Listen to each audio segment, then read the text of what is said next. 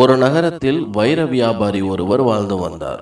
அவர் தெய்வ பக்தி அதிகமாகவும் தன்னுடன் வேலை செய்யும் மற்றவர்களை தனது சொந்தங்களாக நினைத்து அவர்களுக்கு தாராளமாக உதவி செய்யும் மனம் கொண்டவராகவும் இருந்தார். அவர் கப்பல் மூலம் மற்ற நாடுகளுக்கு சென்று வைர வியாபாரத்தை செய்து வந்தார். இதனால் நல்ல வசதியாகவும் பேரும் புகழுடனும் அக்கிராமத்தில் வாழ்ந்து வந்தார். தன்னிடம் எவ்வளவு பணம் இருந்தாலும் அதை அத்தனையையும் இல்லாதவர்களுக்கு கொடுத்து உதவி செய்து வந்தார். ஒரு நாள் வேறு ஒரு நாட்டிற்கு வைர வியாபாரம் செய்வதற்காக தன்னுடன் 4-5 பேரை அழைத்து கொண்டு கப்பல் மூலம் கடலில் பயணிக்க தொடங்கினார். 2-3 நாட்கள் பயணம் சீராகவே சென்று கொண்டிருந்தது. 4வது நாள் இடியுடன் மழையும் புயலும் வர ஆரம்பித்தது. புயலின் காரணமாக கப்பல் தடுமாறத் தொடங்கியது.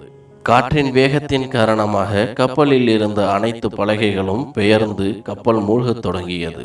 இதை கவனித்த வைர வியாபாரி பெயர்ந்த பலகைகளை எடுத்துக்கொண்டு உங்களின் உயிரை காப்பாற்றிக் கொள்ளுங்கள் என சப்தமிட, ஊழியர்களும் அவ்வாறே கடலில் குதித்து ஆளுக்கு ஒரு திசையாக சென்றனர்.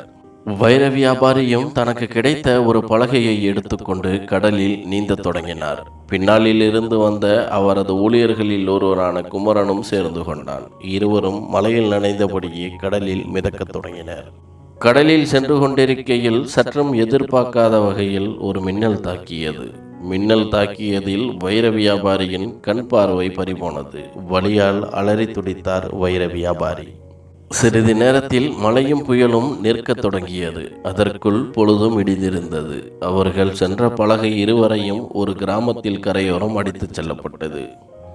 வைர வியாபாரியின் கண்களில் ஏற்பட்ட வலி சிறிது குறைந்து இருவரும் ஒரு மரத்தடியின் கீழ் அமர்ந்தனர்.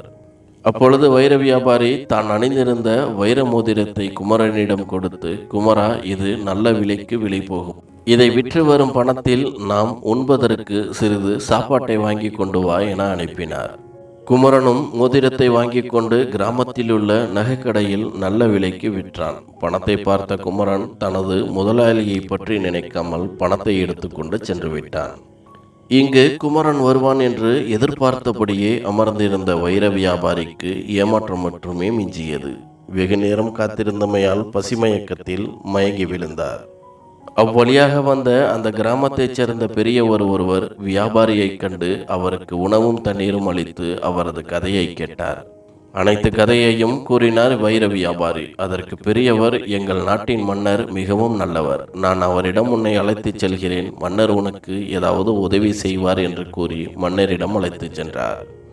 மன்னரும் வைர வியாபாரியின் கதையை கேட்டு மிகவும் வருத்தமடைந்தார். அவரிடம் ஆறுதல் கூறி, நீங்கள் எங்கள் நாட்டில் எவ்வளவு நாட்கள் வேண்டுமானாலும் தங்கிக் கொள்ளலாம் என கூறி அரண்மனையில் தங்க வைத்தார். சில மாதங்கள் கழிந்தன. மன்னர் வைர வியாபாரியை அழைத்து, நான் மகாராணிக்காக ஒரு வைர மாலையை வாங்கலாம் என்று யோசித்துள்ளேன். இந்த மாலையை சற்று சரிபார்த்து கொடுங்கள் என மாலையை கொடுத்தார். அதை வாங்கிய வைர வியாபாரி தன் விரல்களால் சரிபார்க்க ஆரம்பித்தார். வைர நகைகள் மீது அவருக்கு அனுபவம் அதிகம் இருந்ததால் கண் பார்வை தேவைப்படவில்லை. மாலையை சரிபார்த்த வைர வியாபாரி, மன்னா, இது போலியானது. இதில் சில இடங்களில் மட்டுமே வைரங்கள் பயன்படுத்தப்பட்டுள்ளன என கூற அதிர்ந்து போனார் மன்னர். இதை அரண்மனை பட்டரிடம் கொடுக்க அவரும் அதையே சொன்னார். மன்னர் வைர வியாபாரியிடம், நான் இதை வாங்கியிருந்தால் ஏமாந்திருப்பேன். அதை தடுத்ததற்கு மிகவும் நன்றி என்று கூறினார். அதற்கு வைர வியாபாரியும், மன்னா, நான் தான் உங்களுக்கு நன்றி சொல்ல வேண்டும். இத்தனை மாதங்கள் என்னை பார்த்து கொண்டதற்கு என்று கூறினார். பின்பு வைர வியாபாரி மன்னரிடம், மன்னா, நான் வேலையில்லாமல் இருப்பது எனக்கு மிகவும் சோம்பலாக உள்ளது. அதனால் தங்களிடம் ஏதாவது வேலை இருந்தால் கூறுங்கள் என்று கூற, மன்னரோ, அப்படியெனில் நாளை முதல் நமது அமைச்சரவைக்கு வாருங்கள். அங்கு விசாரிக்கப்படும் வழக்குகளில் உங்களுக்கு ஏதாவது யோசனை இருந்தால் என்னிடம் தெரிவியுங்கள். அதற்கு தகுந்தாற்போல் நான் ஊதியம் வழங்குகிறேன் என்று கூறினார். இதை கேட்ட வைர வியாபாரியும் சந்தோஷமடைந்தார். இப்படி ஒரு நாள் ஒரு இளைஞன் ஒருவன் அமைச்சரவைக்கு வந்தான். அவன், தங்கள் நாட்டின் வழியாக பக்கத்து நாட்டிற்கு சென்று கொண்டிருந்தேன். அப்பொழுது காட்டில் கொள்ளையர்கள் என்னை தாக்கி என்னிடம் இருந்த உடைமைகளை பிடுங்கிக் கொண்டனர். தாங்கள் தான் எனக்கு உதவி செய்ய வேண்டும் என வேண்டினான். மன்னரும், சரி, தாங்கள் 2-3 நாட்கள் நமது அரண்மனையிலேயே தங்கிக் கொள்ளலாம் என கூற அந்த இளைஞனும் சரி என்று தலையசைத்து விட்டு சென்றான். இதை கவனித்த வைர வியாபாரி, மன்னா, அவன் சொல்வதில் ஏதோ ஒன்று உறுத்தலாக உள்ளது என்று கூற, மன்னரும் அந்த இளைஞனை கண்காணிக்க தனது வீரர்களுக்கு உத்தரவிட்டார். அந்த இளைஞனும் கண்காணிக்கப்பட அவன் இரவு நேரத்தில் மன்னரின் அறையை நோட்டமிட்டவாறே கையில் கத்தியுடன் உள்ளே செல்ல முயன்றான். இதை கவனித்த காவலர்கள் அவனை மடக்கி பிடித்தனர். விசாரித்ததில் அவன் பக்கத்து நாட்டு ஒற்றன் என்றும் மன்னரின் தாராள குணத்தை பயன்படுத்தி அவரை கொல்வதற்கு அனுப்பப்பட்டுள்ளான் என்றும் தெரிந்து கொண்டனர். இது மன்னருக்கும் தெரிவிக்கப்பட்டது.